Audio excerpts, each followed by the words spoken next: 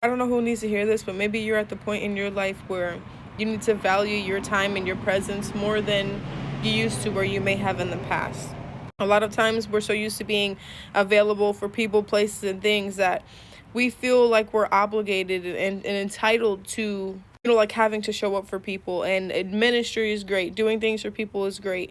But the most important thing in life is being present for yourself in your own life before trying to be present for anybody else. Especially those people, again, that feel entitled to your presence. They feel entitled to your energy. They feel entitled to your favor, and they just want you to be around and they want you to show up for that reason.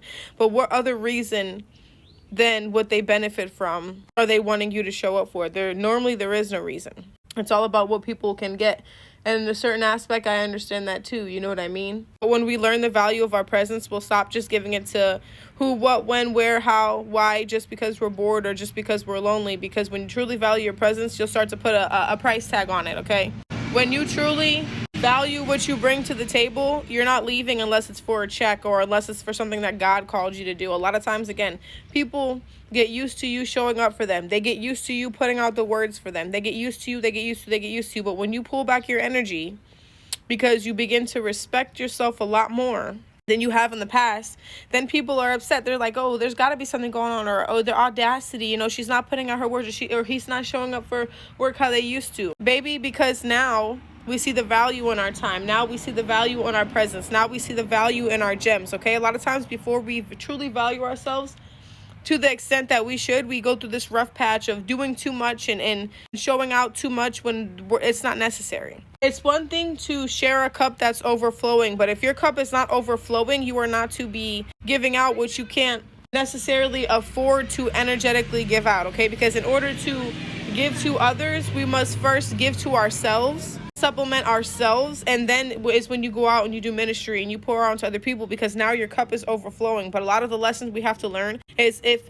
in fact we want our cup to overflow, we have to stop just giving to everybody and anybody. And especially energetically, okay? You're favored by God and you carry favor. You don't need to be around everybody. You don't need to be at every party. You don't need to be out. You don't need to be out. People are like, oh, well, if you do nothing and you stay at home, you're not living life, baby. If I'm happy, my bills are paid, I'm still pushing towards my purpose, there's nothing I'm missing out on. The only thing that people miss out on is God when you're out partying and you're out drinking with a bunch of people who would not show up to your house and cook a cheap meal with you if you were struggling. Why would I want to be out and about and seen with people who don't give a fuck about my well-being, but they'll show up to party and only to party with me? You feel me? It's this type of scenario. You truly learn the definition of your value and your presence in your life first, and how to enjoy that before your cup is overflowing so other people can enjoy that as well. Again, as I stated before, you'll stop just giving to everybody and everything energetically, because you don't have to. Your job is to supplement yourself, to supplement your family. Then once you take care of all those ends, God, your family, yourself, then you can pour out into other people. But do not pour from a cup